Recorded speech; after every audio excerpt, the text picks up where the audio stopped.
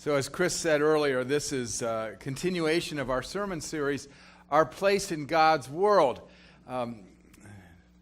Just to refresh your memory, it's our place in God's world, not God's place in our world. It's that things revolve around God, not around me. So this is our place in creation, our place on earth. I think it's hard to figure out our place on earth because we have this strange relationship with creation.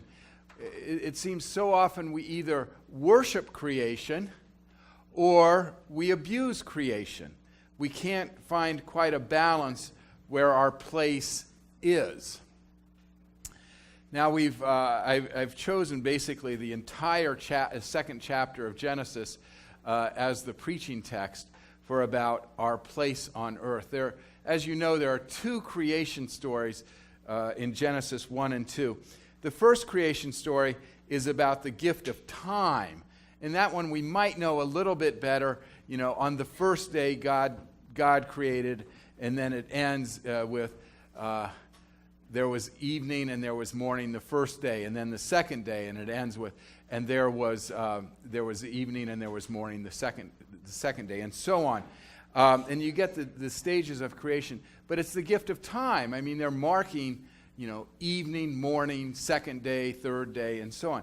This is the gift of place, and that's where you get this this detailed description of these rivers. You think, what's the point of these rivers? And it's flowing around to this land and so on. Well, it's the gift of place, and I want to say four things about the gift of place, which is our place in creation. The first is about the human being. The second is the garden. The third is those fruit trees. And the fourth is what I'm going to call intimacy, other creatures. The first thing is the human being. The word that's used there is Adam, which really just means man or human being. I'm going to say human being. Adam is made out of the dust, made out of the ground, which is pronounced Adama. So it's, the human being is derivative of the dirt. Adam comes from Adama. Now that's very clear in Hebrew of the connection there. It would be like our saying the earthling comes from the earth, but it sounds strange to talk about earthlings in the Bible. So there's a clear connection that the human being is created from the same stuff that we walk on, that we sit on, that we travel on, that our plants come out of. The human being is made of that. Made of we hear that periodically, that, we're so much nitrogen, we're so much oxygen, we're so much helium. And, it's the same fabric of all creation. Now, which establishes quite a connection between us and the rest of the earth. We're made of the same stuff. We're not different. We're not separate.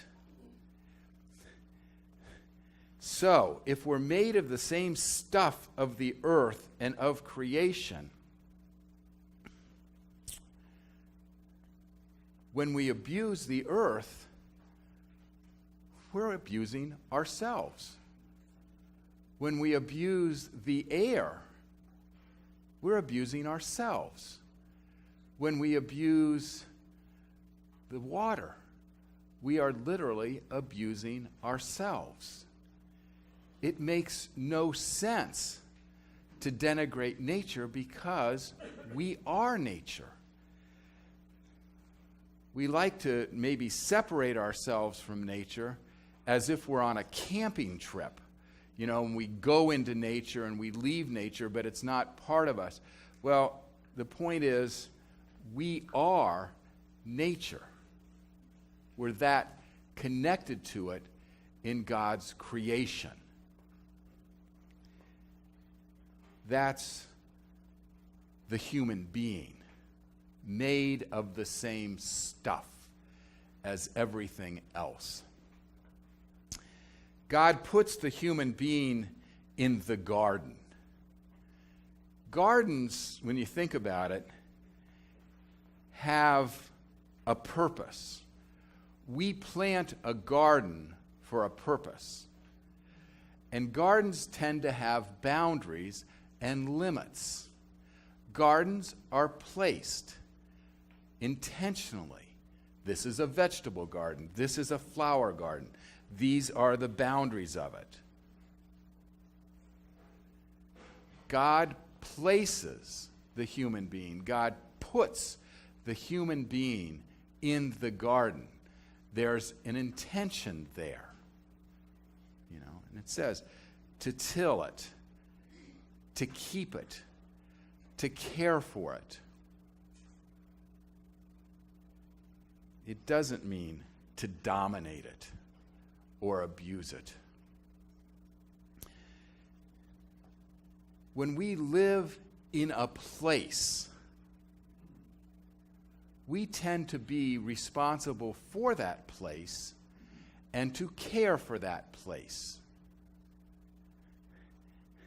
This little drama of caring for a place and feeling that we are put in a place tends to be acted out this time every year in this neighborhood. There are landlords in this neighborhood. There are renters in this neighborhood. And there are homeowners in this neighborhood. The homeowners have this sense of being put in this place and caring for this place. The renters will move out and leave all their trash behind them, all their furniture behind them, and dumpsters overflowing. This is not their place to care for. It's the owner's place to care for and to tend. I think how much trash in our society has to do with a sense of, this is not my place. I was not put here, so I can trash this place. God says there are boundaries where we are put and where we are to care for it. I have a problem with trash. Maybe you can tell that.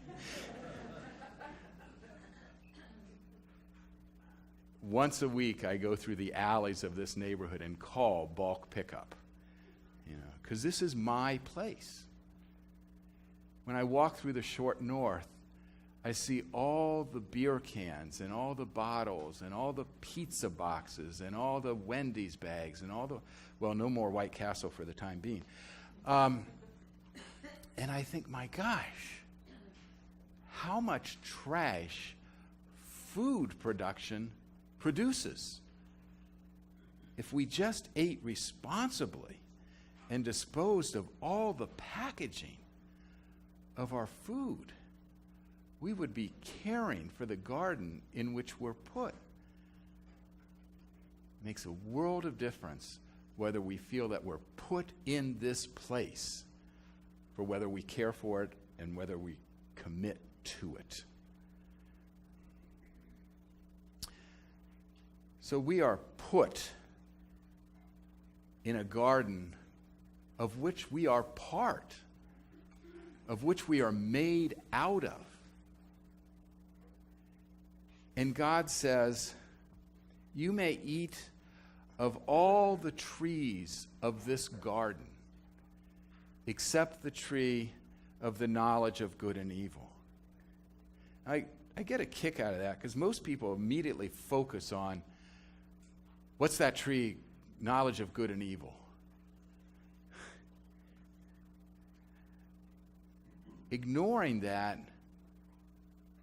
we're allowed to eat of every tree of the garden except one. God is really generous in giving us almost everything.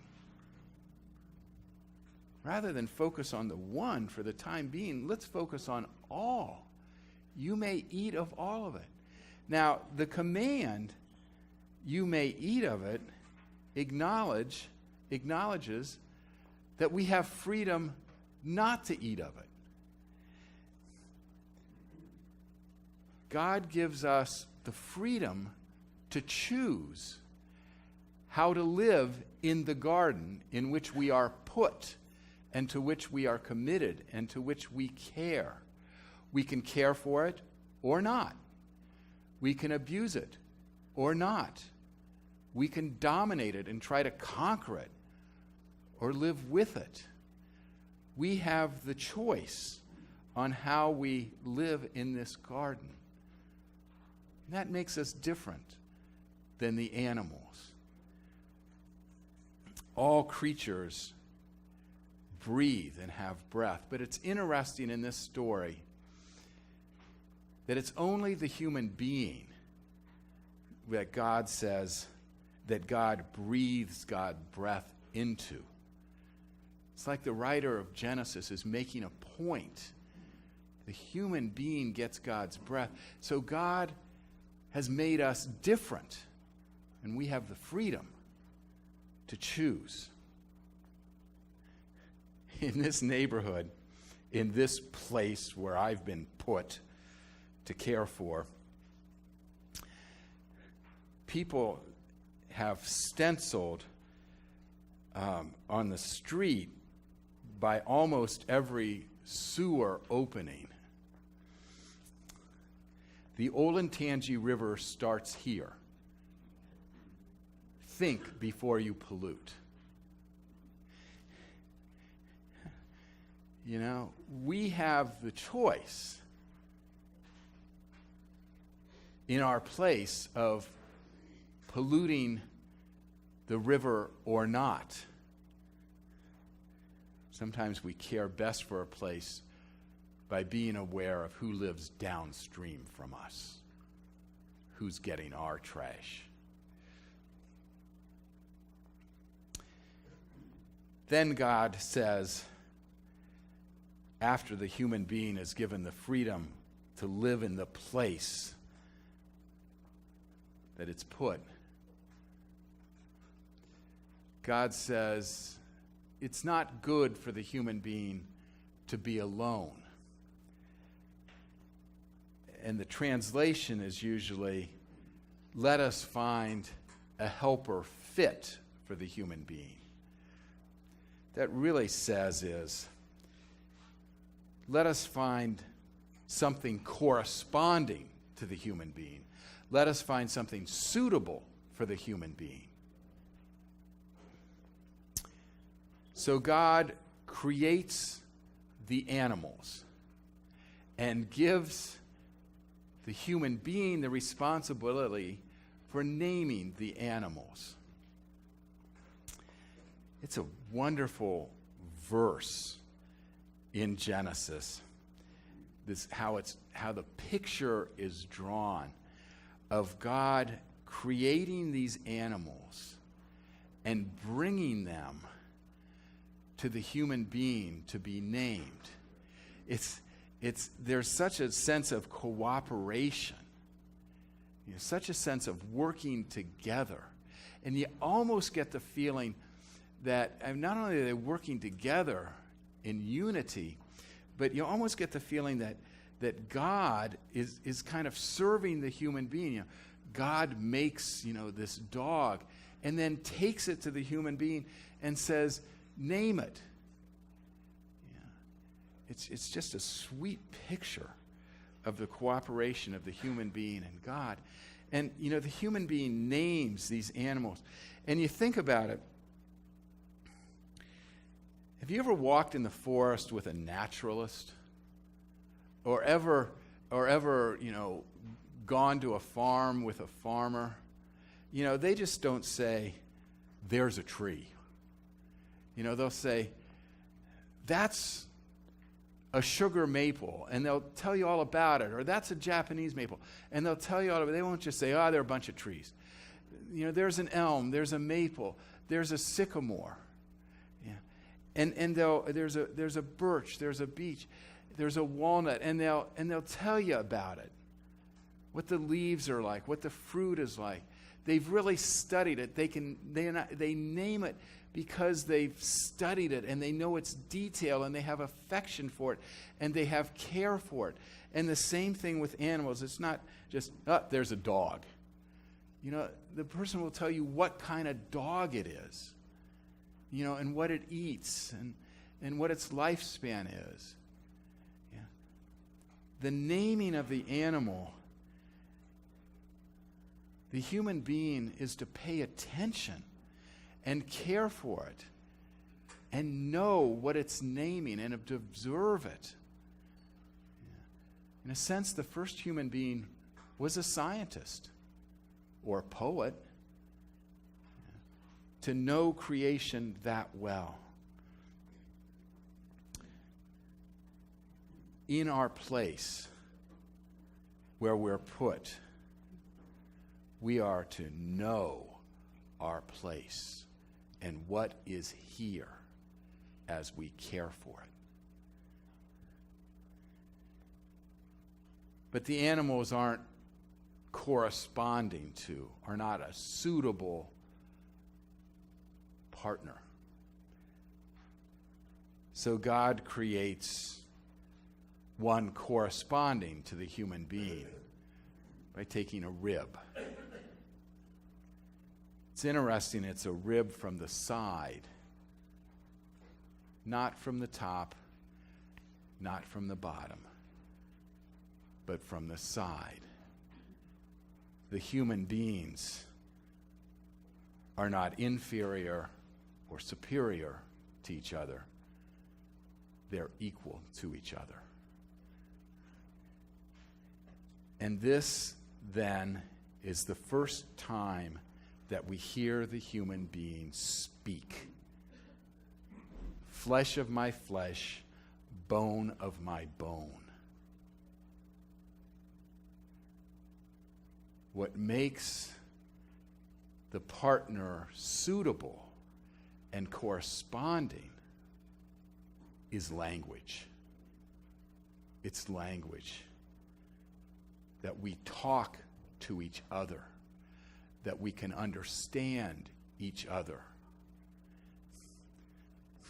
that we relate to each other in this place and treat each other as human beings by our words.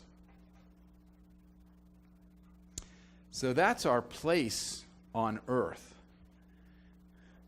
We're put in a specific place to care for it and not abuse it. We're made of this place. And the animals are made of the same stuff we are. And the people are made of the same stuff we are. Now, I have not talked about the fruit of the tree of the knowledge of good and evil. You could write books on that. I think what eating that fruit does is separates us from creation. It's good and evil, where we say what's good, where we say what's evil, where we develop a dualistic world and divide the world. And when we eat that fruit, we separate ourselves from nature. We separate ourselves and say we're different than the stuff we're made of. We're not connected to it anymore. When we separate ourselves from the animals and say we're different. When we eat of it, we separate ourselves from other people and say we're different. We're not of the same stuff. And we've disconnected from everything. and we become lonely, and we become isolated, and we wonder what's happened. It's that we've severed the connection to the earth, to creation, to other human beings, and to God. We've quit talking. We've quit tending. We've quit caring. And we've let the world revolve around us. I think God created us from the earth to be in a place, to name the animals, and to speak to other people so that we could be connected and we could be one, as that beautiful song we sang said. So I just want to give one example of being not lonely, which I am at times because I have disconnected from the earth and other people and from the animals and from God. But I want to just tell a little story of being connected. Well, feeling like I had a place on earth and therefore connected to everything else. Yesterday evening, our son called us up and said, we'd like to go out for dinner tonight. Could you come over and babysit our daughter? Yes! You know? So we said, oh, sure, we'll find the time. And so we drove out to Johnstown, to Nick and Liz's house, to babysit for Clementine. Nick and Liz bought this house a couple years ago. They're renovating it. Nick's basically building it from the inside, and you know, they have a couple acres that need to be cut, and they have a chicken or two and some cats, but it's clearly where Nick has decided this is his place on earth, and this is what he's going to care for, and this is where his family is going to grow up. And he's very handy. And so we went out there, and Nick and Liz went to dinner, and Susan and I and our daughter Maria were there with Clementine. And we were in the backyard where Nick had put up a swing, and Susan was pushing Clementine in the swing. And I thought, wow, there's Susan, the one corresponding to me, pushing our granddaughter, who in a sense is flesh of my flesh and bone of my bone and flesh of Susan's flesh and bone of, and so on. And Maria was there, and we were under this beautiful tree on this beautiful evening, standing on this ground that needed to be cut. And I thought, I really am made of the same stuff this tree is. And I'm really made of the same stuff that these leaves are. And I'm made of the same stuff that this cat is that's crawling between my legs. And I'm made of the same stuff that the cloud is. And I felt this wonderful connection and belonging.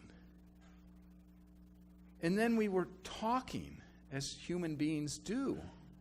Couldn't even tell you what we were talking about. And Clementine, who's 8 months, tried to talk too. And she was making noises. And I thought, golly, Moses, what a wonderful connection I feel to all of the world, to the one corresponding to me, to the bone of my bone and flesh of my flesh, to the earth, to my granddaughter. And I thought, this must be how God really wanted it. God really wanted us to have this sense of oneness, this sense of connection. by having this place on earth. And I thought, man, life really is something to enjoy, and it is something to celebrate. This gift of place is a blessing. May it be so.